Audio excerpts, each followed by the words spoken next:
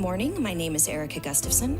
We understand there are some who have been slow to embrace Built for Zero, possibly due to cost or privacy concerns. We need better data to help support better outcomes. There was an article in the January 8th edition of the New York Times Magazine that describes Built for Zero as a system that constantly improves itself through an iterative cycle, tackling a problem, studying the results, then doing the job better. Roseanne Haggerty, founder of Community Solutions, described the strategy as a public health approach, science-based, data-driven, collaborative, prevention-oriented. Here's why the concerns around costs and privacy are not an obstacle. Yes, there will be some additional costs needed to support improving our data. Not only is this data needed to help inform the continuous improvement efforts, but those efforts will yield improved outcomes. This will be a great investment for our community in the long run. Additionally, Community Solutions provides technical assistance and training to help us implement it for free. We should take advantage of this amazing opportunity that for our community has been successful for other communities. The second objection we have heard are privacy concerns. We know that the voluntary data collected will meet the current strong standards that are already in place to protect people. In closing, we ask that you truly implement the program we were promised, and soon. We can very easily and publicly see Clark County's dashboard. Where is our dashboard? We all know that having more data is the best way to understand the issues we are trying to tackle. We cannot lose any more time in launching this program. Thank you for looking into ways our county can best weave this program into our existing and future service provider contracts to help bring real-time data and continuous improvement to help us work toward ending houselessness in our community. Thank you. Thank you.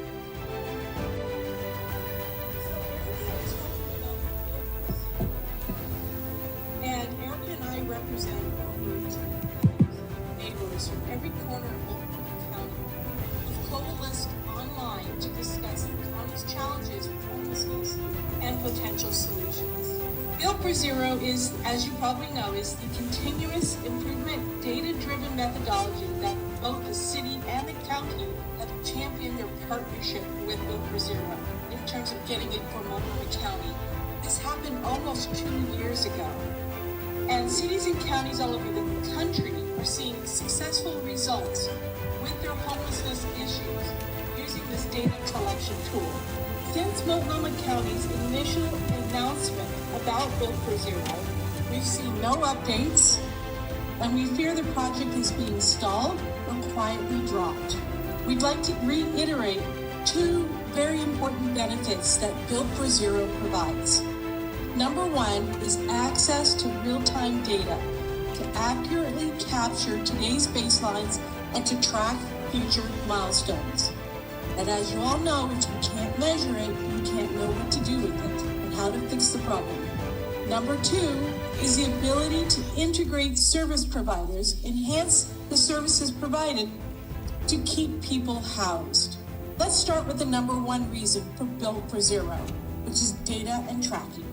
Having a real-time count of everyone who's residing on the streets of Multnomah County is something we can all agree on that needs to be a priority. We would have their names and a list of barriers to entry for them to get into permanent housing. This would be a way to track amongst our hundreds of service providers what treatment options or services were rendered or offered to folks, and if it was successful or not, and include notes on what methods to try for future contact. Once the city sets up these sanctioned campsites, which more than 80% of Portland residents support, it will be even easier to collect this data and know where people are staying to readily help them on their journey back into permanent housing. Next, let's discuss benefit number 2, integration and enhancements to the current services.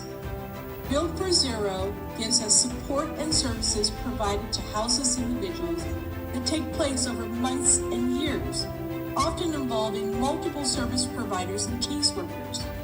So it's essential to have a database that allows providers to integrate their services and understand and build previously provided services. With a publicly available database, any contracted service Thank you, Kelly. That is the end of our public testimony. Shall I go on to R1?